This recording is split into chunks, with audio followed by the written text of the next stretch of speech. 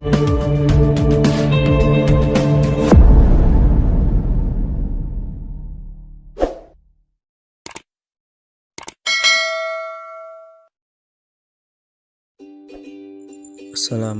warahmatullahi wabarakatuh. Saya Muhammad Abdul Aziz dengan nomor MPL 2012110146. Di sini saya akan membahas tentang Pavlov dan conditioning klasik B.F.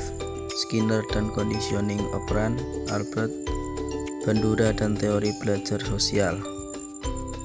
Teori belajar behaviorisme dipelopori oleh B.F. Skinner menekankan pada tingkah laku yang diamati. Pada prinsipnya manusia bukanlah organisme yang pasif, tetapi ia aktif, mencari akibat-akibat konsekuensi yang menyenangkan karena memandang bahwa manusia itu pada dasarnya bebas menentukan perilakunya. Maka teori Skinner disebut teori operan conditioning. Skinner memakai refleks sebagai unit dasar untuk menganalisis tingkah laku organisme atau individu.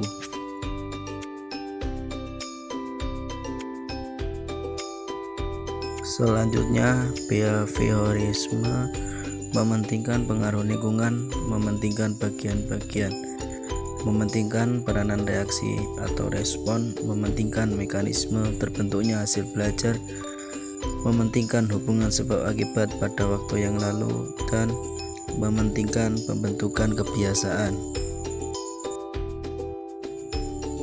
Burrhus Frederick Skinner tahun 1904 sampai 1990, yakni operan conditioning. Perilaku bisa diubah melalui proses pengukuhan atau penguatan positif maupun negatif.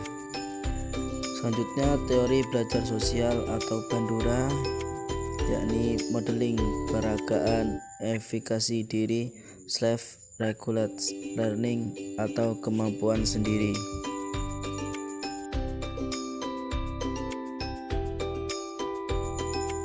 Perbedaan antara classical conditioning dan operant conditioning. Classical conditioning (TL) dipelajari dengan memanfaatkan hubungan stimulus dan respon yang bersifat refleks atau bawaan. Operant conditioning reinforcement tidak diasosiasikan dengan stimulus yang dikondisikan, tetapi diasosiasikan dengan respon. Respon dianggap sebagai pemberi atau reinforcement.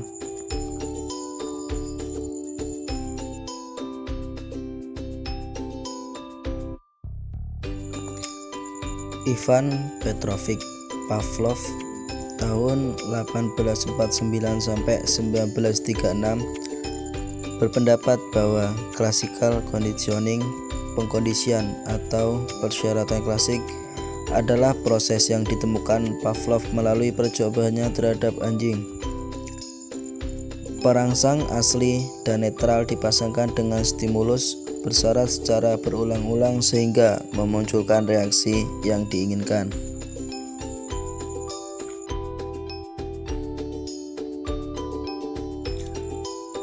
Penerapan teori behaviorisme dalam PTL.